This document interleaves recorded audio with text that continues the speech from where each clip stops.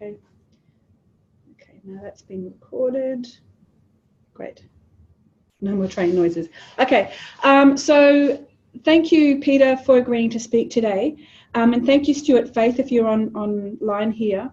Stuart is our community of practice, I guess you could say, leader for big data. So this year we used to have special interest groups, but now we have communities of practice. And Stuart has kindly reached out to Peter to ask to present for you today. Peter has over 30 years experience in the IT industry and has developed a deep understanding of the technical and business aspects of the industry.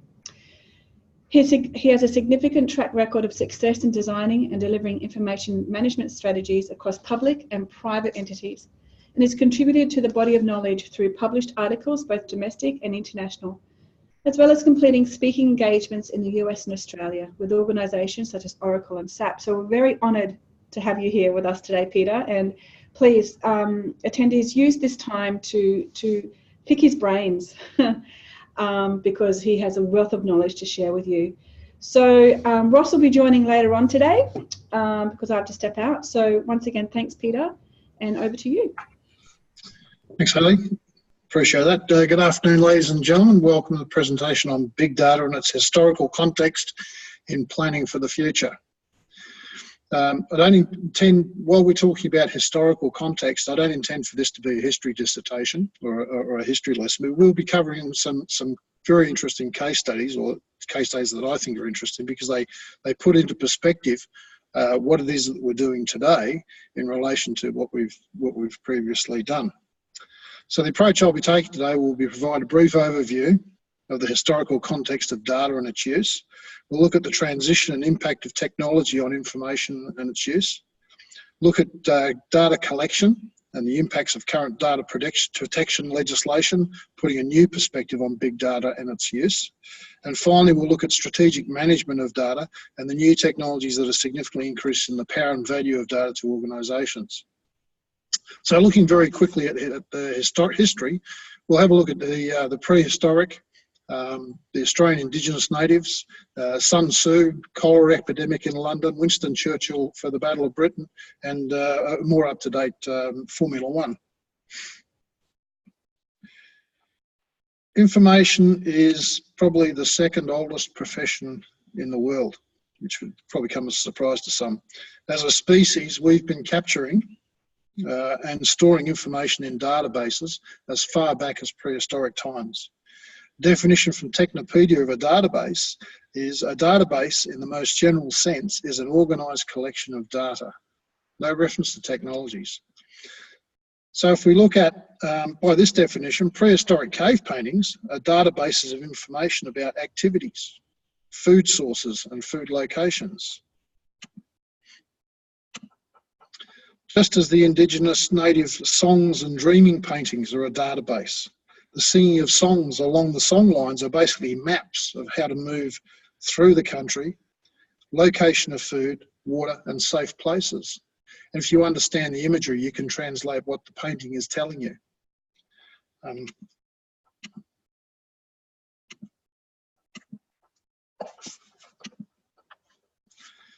So effectively, the Aboriginal song lines and singing of songs is basically a geospatial mapping system.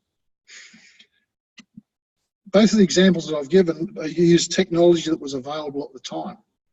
They didn't have the same things that we have, obviously, but they used the technology that was available, the spoken word, the visual image. We can jump ahead to around 200 BC. Sun Tzu, one of the greatest generals in history, responsible for a book that is used by a lot of management people these days, The Art of War. Sun Tzu actually could be probably recognised for his using business intelligence as a first time. He's a definition that said the rules of the military are 5: measurement, assessment, calculation, comparison and victory. The ground gives rise to measurements, measurements give rise to assessments, assessments give rise to calculations, calculations give rise to comparisons, comparisons then give rise to victories. And if you know the enemy and know yourself, you need not fear the result in 100 battles. very significant when we start talking about how we manage our information. Moving a little bit quicker through this historical contextualisation, we now look at the 1854 cholera epidemic of London, where a Dr. John Snow used geographical analysis for the first time to disprove the existing scientific doctrine on the cause of transfer of cholera. He marked all instances of cholera on a map of London and was able to clearly establish a causal link between the outbreaks and a single water pump. First recognised use of geospatial in terms of a different technology and a way of doing analysis. Having just finished with a water company, I can understand that the owners of the Bond Street pump, the water company in London, were quite ferocious in their attack on Dr. Snow in trying to prove that their water was actually clean. Yeah, not unsurprising. So moving further forward, let's have a look at the Battle of Britain. Winston Churchill delivered an amazing victory over a vastly superior enemy. He used a specific number of KPIs to measure the effectiveness of 4 elements of his planning. So a very simple number of KPIs. Using a visual dashboard updated with near real-time information from his new radar installations, his coast watchers, and from his cryptologists at Bletchley House, who had just cracked the Enigma code. He was able to direct his forces to optimise their effectiveness. For those interested, there is in fact a series of 10 essays which cover this off extremely well, and certainly worth a read. If anybody wants to have access to those, I can make them available. So moving forward, yet again, we come into the Formula One. Formula One cars have over 200 sensors built in to generate immense volumes of data for analysis at both trackside and back in the works factories. Over the week of a race, more data is generated than is held in the Library of Congress. Factory engineering analysts will complete over 300,000 simulations on data that has taken less than a second to move from the racing car to the factory half a world away. But overall, with all these things that I've just spoken about, the common factor here is data. What has changed over time is the technology.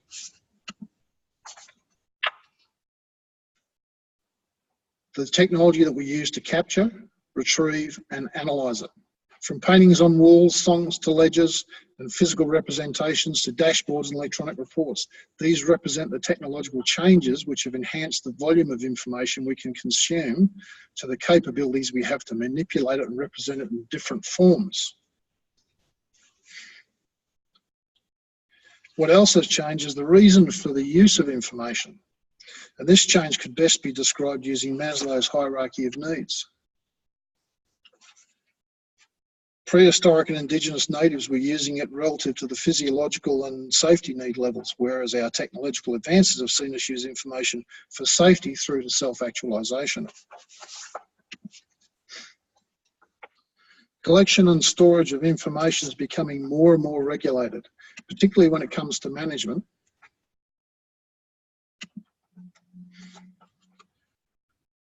Of individuals' personal and sensitive information. Having said that, generally, our lawmakers lag well behind technology advances. As of May 22nd of May 2018, the European Union brought into effect the General Data Protection Regulations. Some of you probably may have already heard, you all have heard of this. Some of you may be involved with your organisations in preparing your compliance. These regulations apply to all businesses trading in the EU, within the EU, and processing information on EU citizens. Failure to comply with the GDPR may attract fines of up to €20 million, or 4% of the annual turnover, global turnover.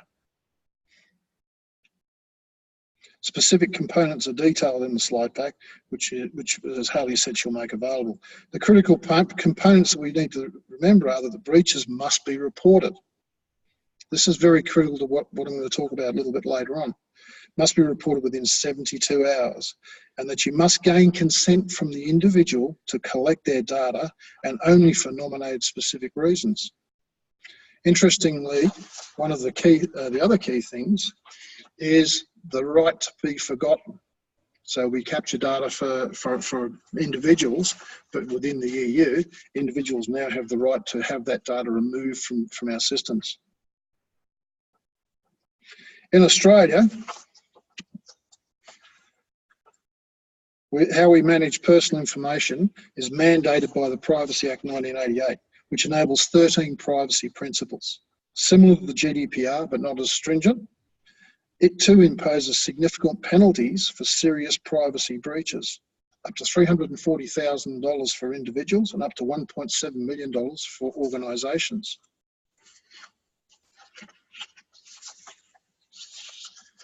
Third piece of legislation, the data breach reporting, which came into effect in Australia on the 22nd of February 2018, applies to all entities covered by the Privacy Act and requires breaches to be reported within 30 days. Increased penalties for failure to comply for organisations up to 1.8 million and individuals up to 360,000. Now, the APP entities that are covered are Australian government agencies, businesses and not-for-profit organisations with annual turnover of at least $3 million, health service providers and other organisations. If we look closer at the concept of big data, it's easy to see why it needs to be regulated. The privacy regulations and laws are premised on an individual's right to privacy and to be able to determine what information is collected about them and what can be done with it. Some of you may have already engaged recently with the federal government on the My Health record for individuals. Up until yesterday, the legislation had removed protections relating to your access to your personal information by police and other agencies. Previous, well, as it stands at the moment, they need to get a court order signed by a magistrate or a judge. This new legislation removed that and allowed them direct access to it. That's subsequently been changed as of yesterday. I think the minister has torn up that particular piece of the legislation. However, your personal health data, say in the hands of health insurers, could prove problematic for you. If you have a genetic disorder, they may be able to assess you and say, well, we won't cover it, we won't provide insurance cover for that. They may not cover certain other aspects. They may define things as being a prior illness. So you could possibly be refused health insurance or even private insurance. So it's essential to ensure that our personal data is protected and not misused for others' financial gain. So why regulation?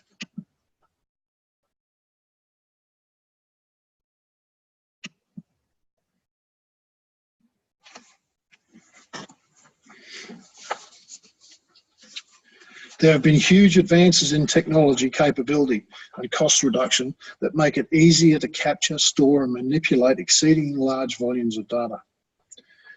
It also is changing the way what data we can look at now. So we've gone just from being structured in normal databases to unstructured, to being able to analyse photographs, to be able to look for things. I mean, you can go online now and you can ask Google to show you a picture of a red Ferrari sitting on a beach in front of a sunset, and it will bring a picture back that looks exactly like that for you. So their ability to manipulate the data has increased significantly. Historically, there was a limitation of access by small invested groups. This has been removed. The commercial value of data has increased due to its availability and the significant performance and capability improvements in manipulation software. Faster and more effective communication networks, making distribution and access easier in local and a global sense. And that's highlighted in the Formula One case study we looked at, where we said that, you know, in less than a second, we're moving terabytes of data from one country to another country on the other side of the world. Data commercialisation, sale of data sets. Data markets are popping up now. You can actually buy data on the internet. You commoditise your own data and sell it on the internet if you so desire. Large data repositories are subject to criminal activity due to relatively high value of data combined with the ease of movement and storage. It's far easier to get it and hold it and hide it these days than it has been in the past. And businesses generally provide soft targets with multiple access points of weakness due to ignorance or apathy. That's a fairly strong statement, but a little bit further on in the presentation, we'll talk about the things we need to do to understand that. And there's a community perception that really it's a victimless crime, even though it's annoying to have your credit details stolen or your identity hijacked. And therefore there's little pressure on the government to regulate and laws, and we have laws that don't keep up with the technology and capability. And this is a critical point and something that we need to understand very carefully. Most organisations do not understand the scope of information assets that they own, and therefore those assets are not fully protected. You could regard this as unconscious ignorance.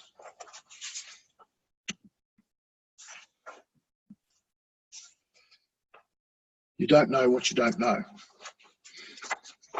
So things like when you ask for a report, how do you know you're getting the right information? Do you know what data you have to ask for? Do you know what you can ask for? Or does the person you ask to prepare the report know? Have you any idea who is accessing and using your data? What is your current risk exposure in relation to your data? Data mapping and analysis is essential, and without it, you've got unconscious ignorance.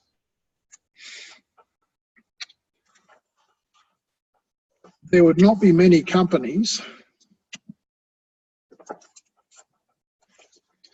that have not developed or are developing an information strategy, management strategy. And typically this would involve defining where the organisation plans to be in the future in managing its information resources. Rarely, if ever, does it address the historical issues associated with past management or mismanagement of data assets, and therefore errors and inconsistencies from the past will proliferate and impact into the future. When I was working at Toyota Australia as the BI manager, we implemented a new database that looked at it was a recall database. So it effectively looked at every vehicle that had been sold in Australia since Toyota came. Now, remember when Toyota came to Australia initially, it was importing cars only, it didn't manufacture them here.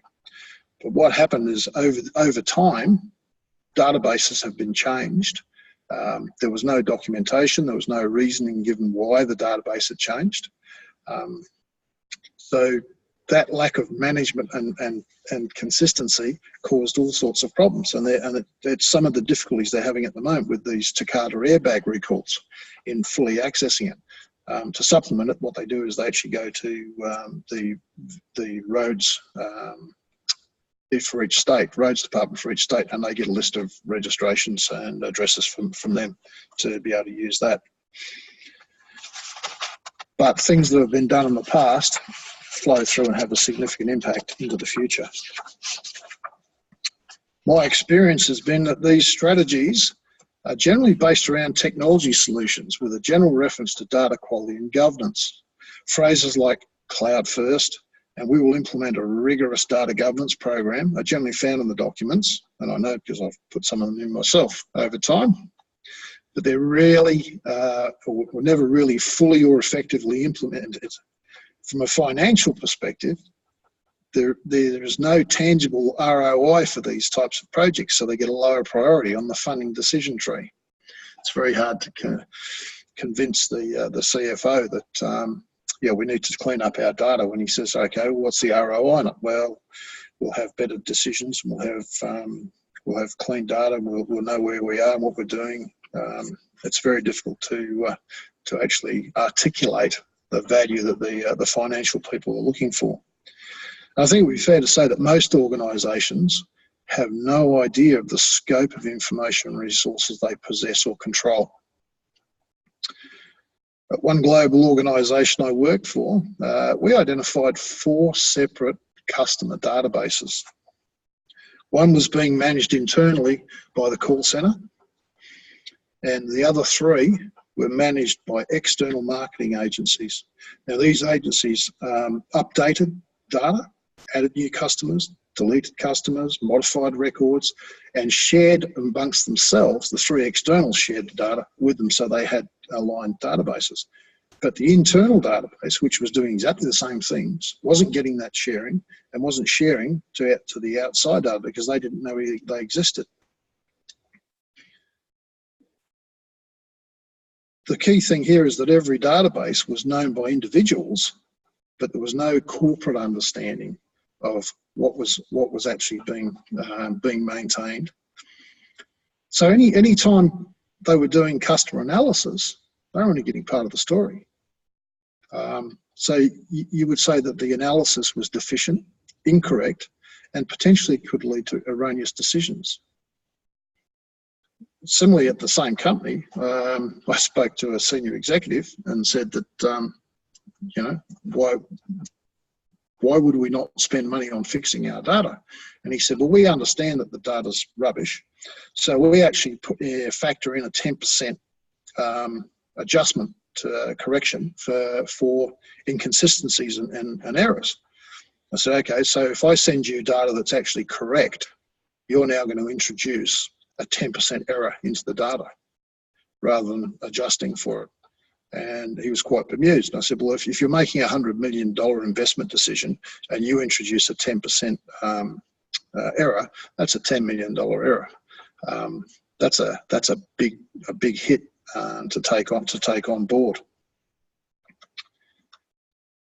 So going back to strategy, any information management strategy must, as a minimum, empower the identification of all information assets, where they're located, how they interact,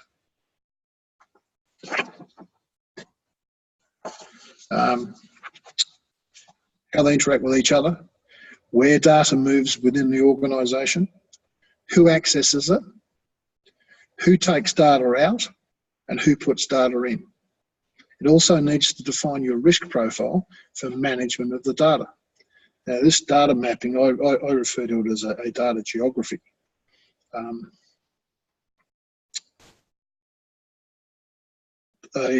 We ran a proof of concept at an organisation I was with using a commercial product called Alex. You probably just saw the slide pop up there a moment ago. And it actually identified a number of things for us. The first thing that it brought out was that we had decommissioned databases that were supposed to have been shut down and removed, still active. They had no interface, though you couldn't access them, but the database itself and the process, they were still connected to other databases, and they were transferring data and interacting. We never knew that. We had a DBA for our geospatial system, who was, at the time of the proof concept, was away on leave, sick leave, for the 2 weeks. During that 2-week period, his user ID logged on 478 times. Now, he wasn't the sort of person that would log on when he was on sick leave, because he was more of a work to rule person. But the reality is that he'd shared his administrator privileges with others, and they were using it.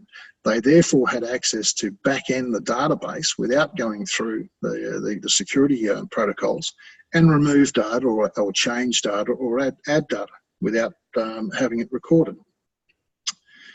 The other thing we found was that there was personally identifiable information inside our geospatial system, and we didn't know that.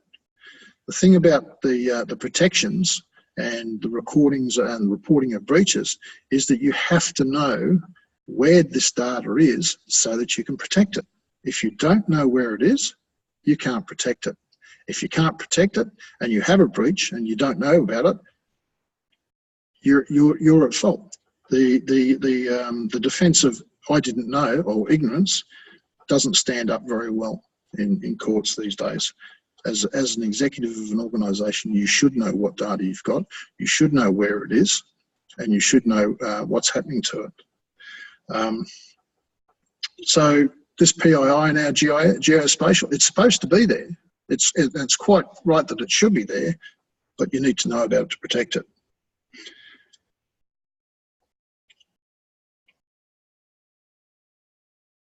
Let's take a moment to look at PCI, credit card data. Another organisation I worked for had their call centre accepting credit card payments over the phone. The agents would write the credit card details on a slip of paper, put the credit card transaction through. Once the payment was approved and it was received, they would then destroy the slip of paper with the credit card details on it, and record everything would be recorded in the billing system and the CRM. So they believed that they were compliant with PCI because they weren't recording the PCI data. What they forgot was that they had call recording in their call centre. So every time a customer read out their credit card details and their security code and the payment details, it was being recorded. We had 10,000 hours of recorded messages. The issue being, okay, we need to delete the ones that got credit cards on. It's a big job. It's not illegal to hold PCI data. The requirement is that from the banks and the card holders is that if you capture it, if you hold PCI data, you need to be PCI DSS compliant and be certified every 12 months. So if you do it, you're not breaching any laws if you do it without that. But I would suggest that if a bank suffered a significant loss because you had a data breach, that the compensation they would be seeking from you would be commensurate with how much they'd lost. There's also the damage to your own corporate image as far as that goes. So having looked at these things, and before we really start thinking about advanced analytics, business intelligence, augmented reality, virtual reality, the IoT, and any other new technologies, you really do need to fully understand your organisation's data geography. Without this mapping, you're exposing your organisation to huge risks. Not to mention, without understanding the provenance of your data as it moves through your organisation, the potential impact on your internal and statutory reporting. An organisation I work for had a statutory reporting obligation monthly, quarterly, half-yearly and annually. And that the results of that were used to determine whether customers would receive compensation, and any manning increase decisions were based on scope and performance and time.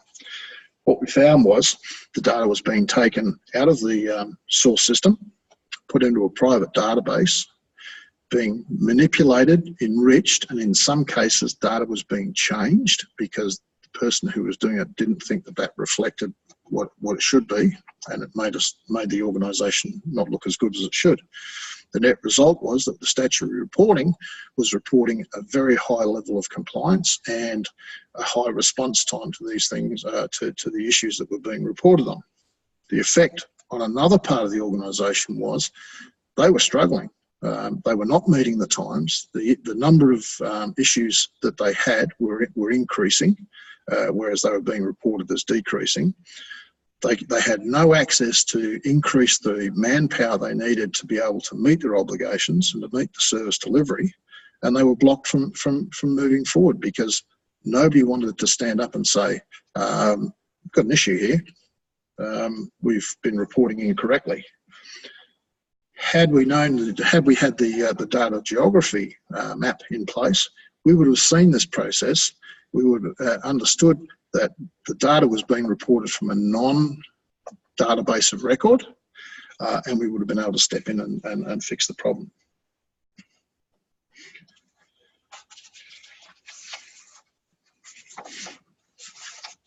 The tools are available that allow us to do these mappings. I've spoken about one, Alex. It identifies PII data, it identifies PCI data, it looks at processes, it maps out the movement of data through your organisation, it looks at linkages between systems. It also tells you who's accessing your data, how often they're doing it, when they're doing it, what level they're going down to. The other thing that's really important is being able to understand the provenance of your data. So as a senior executive, if I called for a particular report, I wanted to know that the data that I was being provided, we could actually track and see where it had moved through the organisation, what processes it had interacted on, and that they were valid processes. If any changes were made, if it was enriched in any way, that I could see and know that, yes, the information that I'm looking at and I'm about to use to make a decision is in fact correct and has not been changed in any way. So the question is, as an organisation, you would ask is, do we have the tools in place that give us the visibility to allow us to ensure effective management of our corporate data?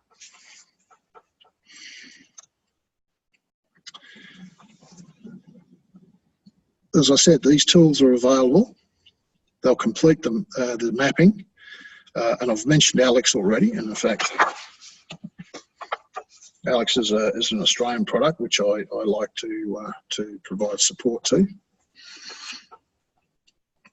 Mostly the processes that they provide are a hybrid of automated, some manual activities are included. And if your capital investment committee balks at spending money on this activity, remind them of the potential financial cost of failure. Failure to notify a breach, and to point out that ignorance is not a defence when the obligations and commercial expectation on them to act is on them to act and to make sure that they know about these things. More and more legislation is coming out that actually holds individuals personally responsible. So it's not a corporate fine that you will receive. Individual directors and executives may actually receive personal fines and convictions. So it's quite a minefield.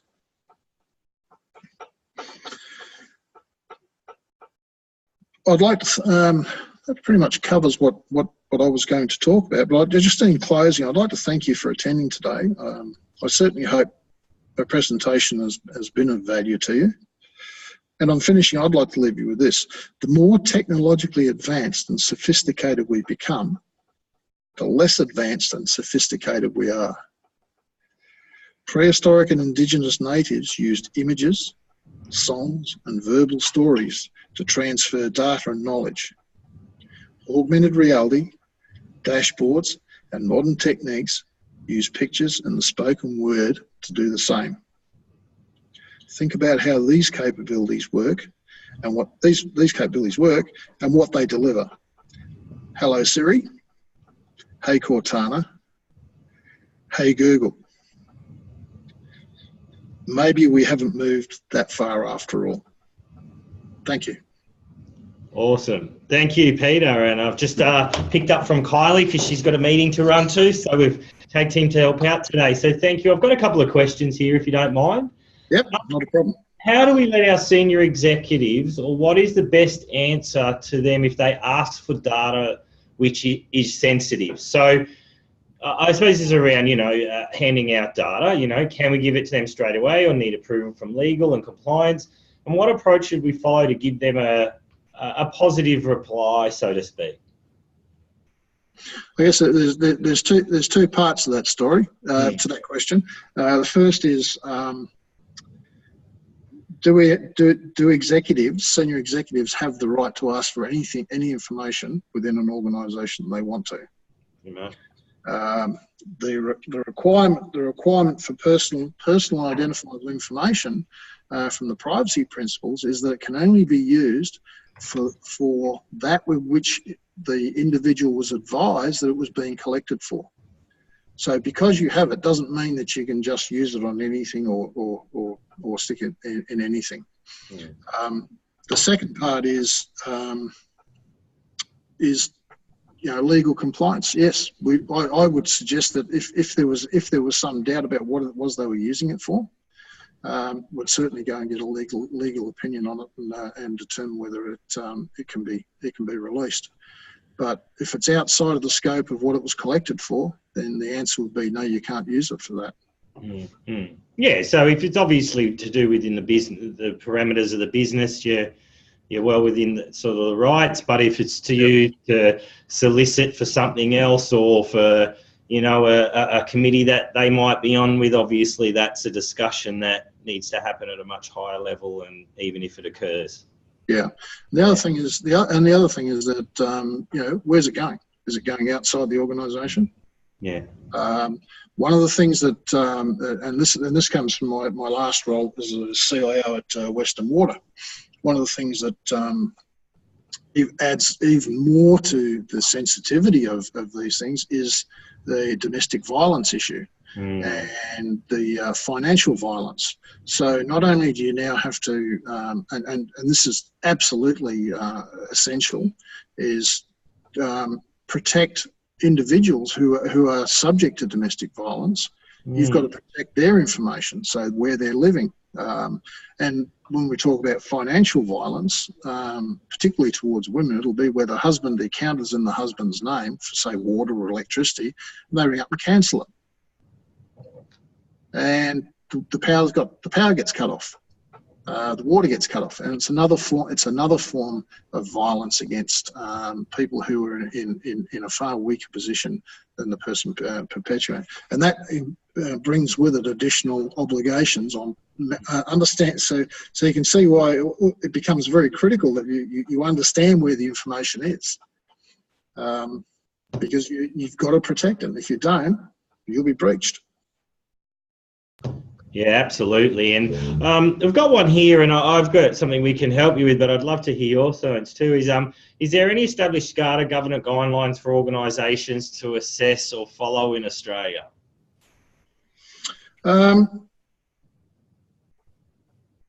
a good question. There are governance methodologies and structures, and I certainly used one at Western Water while I was there. Yeah. But I'm not sure there's an overarching defined body that says this is what you have to do. Yeah. And that's probably our biggest challenge with data at the moment too. Late last year, just so everyone knows, that we launched a white paper with Dr. Ian Opperman around, it was called the Data Sharing Framework. That report came about from frustration with Ian trying to talk to multiple organisations, government, federal, local, national, all of that, because it was always going around in circles when they came to that data discussion, and who owns it, who shares it, how do we treat it, how do we secure it, all of that. So we wrote this report. The feedback I've got from some members is it was a really good conversational starter piece. So you read this report and you get a bigger picture of what's happening in that data space and challenges, and that helps you have the more, I suppose, specific discussion around data within your business. So that's something we can send out a link in the EDM that goes out after this as well. Mm-hmm. Yeah. Is there another strategic data management software beside Alex, like let's say Google Home? And if we use big data using Alexa, is there a possibility to be breached with this big data? You shouldn't be breached, because what Alex does is and these other tools I've only used Alex. I've not used any others. I'm sure there are others around. I think Forrester and Gartner both have a Magic Quadrant report on these tools. They're fairly new to the marketplace. The issue that you raise there is whether I see the data, and then if I see the data, I'm breached, because I'm not authorised to, or I have someone from outside who sees. They don't actually see the data itself. What they see are the structures. So they're looking at the data structures and the data elements that are moving, that are impacted, but you don't actually see the content of the structures. So they can't see Peter Castle lives at this address and has these accounts. what it'll see is there's a record that has a first name, a surname, and that detail is being moved from this database to this database via this process or this transport, where it's being processed and enriched over in this table by this thing. So I don't think you would be in breach in that respect.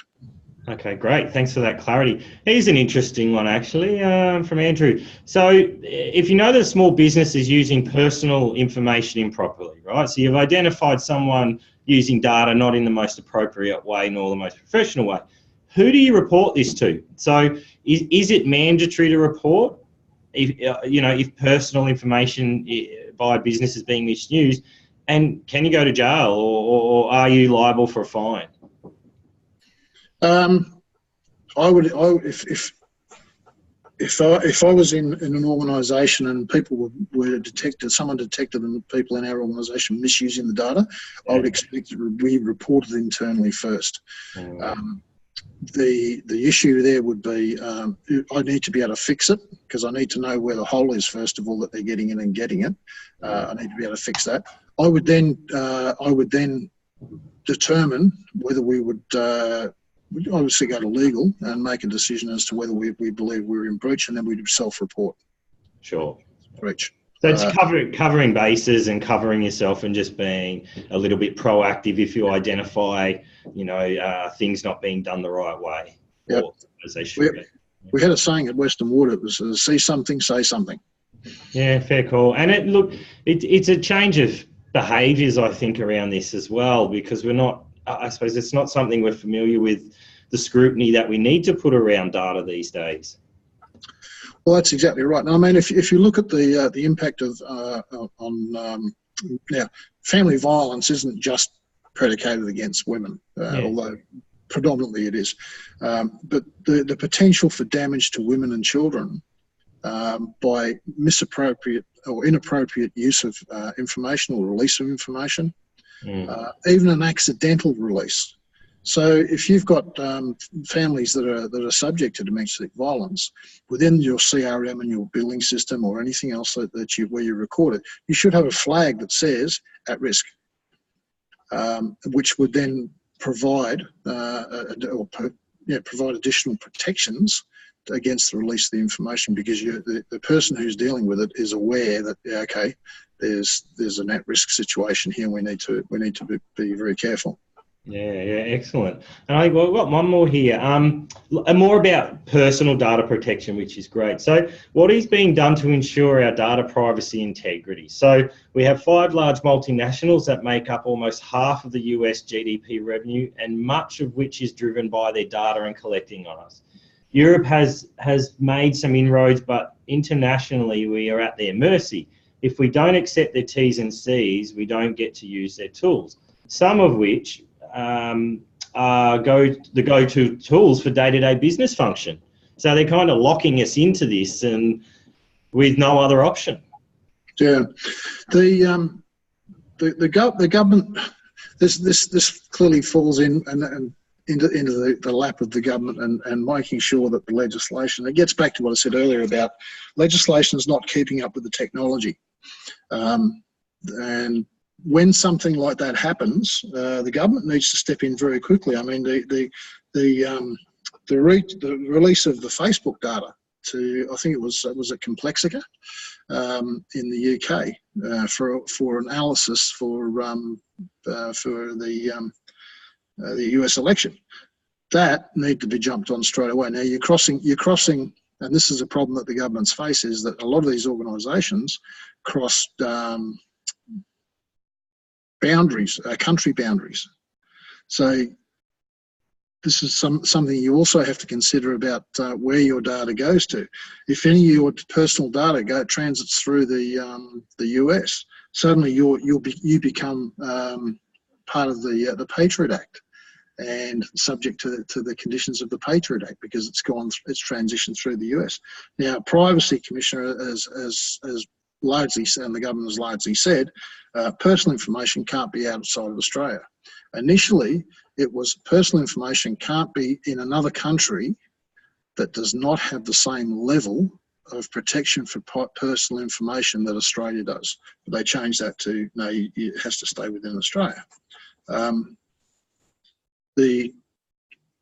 lot of our privacy legislation was loosely based around the European Union, but it's not as stringent. I mean, there's been a lot of pushback in Australia in relation to things like the right to be forgotten. So I don't deal with you anymore. So you need to remove all of your stuff off all of my information off your system.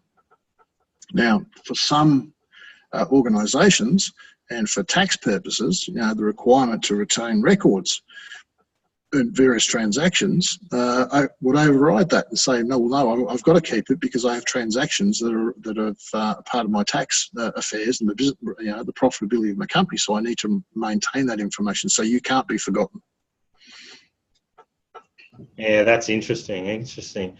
Look, I don't think we've got any more questions just there. No one else got one final one?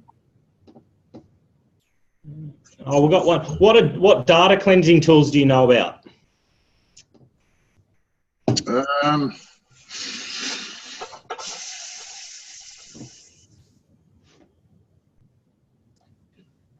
No, I've not used data cleansing tools in the past. We've generally developed our own routines. Yeah.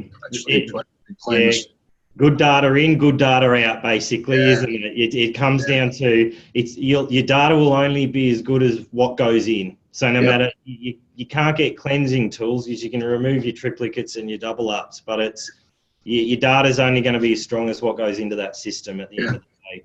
Yeah, absolutely. But you've also got to remember that data has value at a point in time. Yeah.